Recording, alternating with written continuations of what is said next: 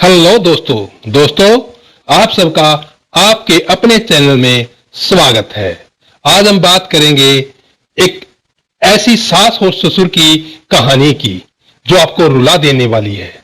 कब्र में पैर लटके हैं लेकिन अभी तक जीभ का चटोरापन नहीं गया।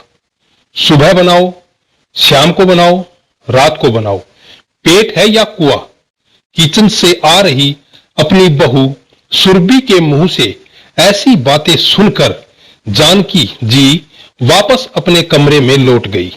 क्या हुआ भाग्यवान, आप खाना लेने गई थी जी? बहू अभी रोटियां बना रही है, कह रही थी मैं गरम गरम लेकर आती हूं। आप भी ना, अभी समय कहां हुआ है खाने का? उतावलापन मचाने लगते हैं। आंसुओं के घूंट को किसी तरह घटकते हुए जानकी जी ने कहा, पर वो रामदास जी से छुपी ना रह सकी। क्या करूं भाग्यवान, जब से चीनी की बीमारी लगी है तब से भूख ज्यादा लगने लगी है। अंधेरे कमरे में शांति छाई हुई है। तभी पायल की आवाज आती है, लगता है बहू आ रही है। खाना। जानकी जी ने देखा, 2 सूखी रोटी, थोड़ी सी सब्जी। बहू तनिक कटोरे में गर्म दूध देती तो बाबूजी डुबोकर खा लेते। सूखी रोटी गले में फंसती है। आप कहना क्या चाहती हैं माँ जी? मेरी बनाई हुई रोटियां आप लोगों के गले से नहीं उतरती है? आप खुद बना लिया कीजिए। फिर रोज रोज का वही बखेड़ा। सुरभि किसी भी बात पर अपने सास ससुर को अनाप शनाप कहती ही रहती है। उसकी इच्छा थी अपने पति के साथ अलग बसने की, पर कुछ भी हो जाए मिथिलेश इसके लिए तैयार नहीं होता था। इसीलिए वो रोज कुछ न कुछ हथकंडे अपनाती थी ताकि उसका पति खुद ही बोल दे अलग रहने के लिए।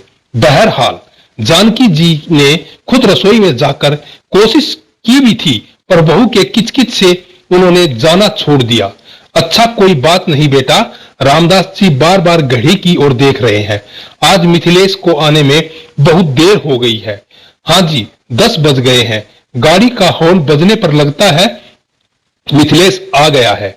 बेटे बहू के कमरे से आवाज तेज आ रही थी जो उनके कमरे तक पहुंच रही थी। कितनी बार कहा है मिथिलेश, या तो तुम मुझे चुन लो या अपने माँ बाप को, मैं उनकी सेवा नहीं कर सकती। अब क्या हुआ सुरभि, दिन भर मैं खटती रहती हूँ घर, खाना सफाई, सोनू की पढ़ाई, अब मुझसे नहीं होता। क्यों, मम्मी भी तो मदद करती है ना तुम्हारी? क्या खाक करती है? किचन में कुछ बनाने बोलो तो किचन फैला कर रख देती है। मैं बनाऊंगी तो 100 बुराइयां निकालती है। आज ही का देख लो, आज एक छोटा सा काम कहा था उनको चावल बीनने का। जब बनाने बैठी चावल कम, कंकड़ ज्यादा निकले, फिर से मुझे बनाने पड़े। पर मैं तो बढ़िया चावल लाता हूं, कंकड़ तो बिल्कुल नहीं रहता उसमें। वही तो, एक दिन चावल खत्म हो गया था। मैंने बाबूजी को कह दिया था 5 किलो लाने को, पता नहीं कैसे और कहां से ले आए। अभी पूछ कर आता हूं। इधर सुरभि विजय भाव से मुस्कुराने लगती है। बाबूजी, आप कैसा कंकड़ वाला चावल ले आए? क्या आपको ठीक से चावल लेना भी नहीं आता? बेटा, मैं तो देखकर अच्छा चावल लाया था, पर पता नहीं कैसे उसमें कंकड़ आ गए। तो क्या मैंने बदल दिए?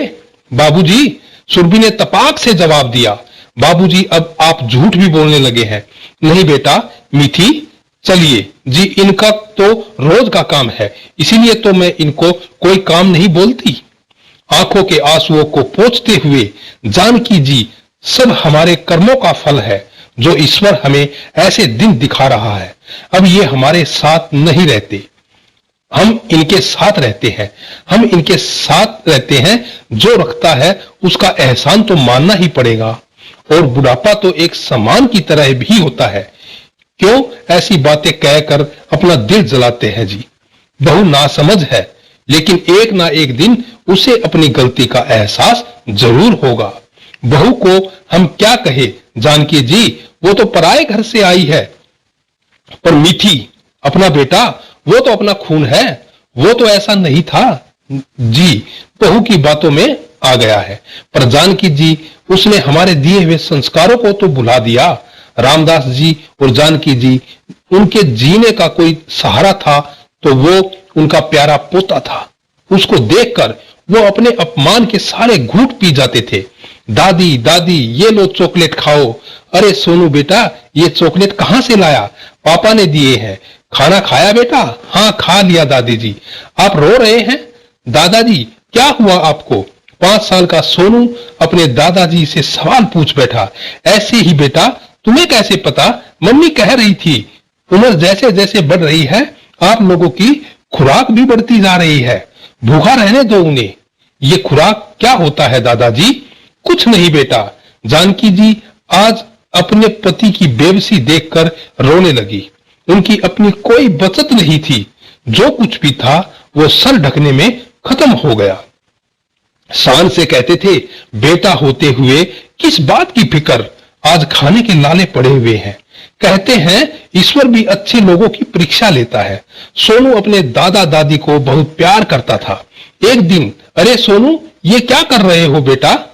पापा मैं इसको पिगी बैंक में भर रहा हूं। क्यों? और ये कंकड़ कहां से मिला तुम्हें? जब आप और मम्मा बूढ़े हो जाएंगे तब मैं इसको आपके चावल में मिलाकर दूंगा। क्या ये कहां देखा तुमने? मम्मी को देखा था मैंने पापा। वो कंकड़ मिलाती थी दादाजी और दादी के खाने में। क्या सुरभि? आई जी। कंकड़ देखकर सुरभि के पैरों तले जमीन खिसक गई। सुरभि देखो वो कहते हैं ना, भगवान की लाठी में आवाज नहीं होती। हमारा बेटा हमारे बुढ़ापे के खाने का इंतजाम कर रहा है, जैसे तुम मेरे माँ बाबूजी का करती हो। सोनू बेटा आज तूने मेरी आंखों पर बंधी पट्टी खोल दी। मैं गलत था। मैं एक लायक बेटा नहीं बन पाया। नहीं जी मुझे माफ कर दीजिए। मैं गलत थी। मैंने माँ बाबूजी को बहुत परेशान किया है, बहुत अपशब्द बोला है। मैं भूल गई थी। बबूल का पेड़ बोने से काटे ही मिलेगा और कर्मों का फल इसी जन्म में भुगतना पड़ेगा। माँ मुझे अपनी बेटी समझकर माफ कर दीजिए। मैं गलत थी। आपके साथ मैंने बहुत बुरा व्यवहार किया है। बहू ने कहा। नहीं बहू, सास भी तो माँ जैसी ही होती है। हम तो तेरे अपने हैं पगली। हम सब साथ रहे, इससे बढ़कर कोई खुशी की बात नहीं है। बाबूजी मुझे सुबह का भूला शाम को लौटा आए तो उसे भूला नहीं कहते। हाँ गा गले लग जा मेरे बेटे। दादाजी और मैं, तू तो मेरी जान है मेरे पोते। चलिए दादाजी इसी बात पर चॉकलेट हो जाए। और सारा परिवार खुशी खुशी रहने लगा। दोस्तों आज की ये कहानी सास बहू की एक दिल को रुला देने वाली कहानी आपको कैसी लगी? अगर अच्छी लगी है तो आप अपने इस चैनल को सब्सक्राइब करना, वीडियो को लाइक करना, शेयर करना और कमेंट करके जरूर बताना दोस्तों।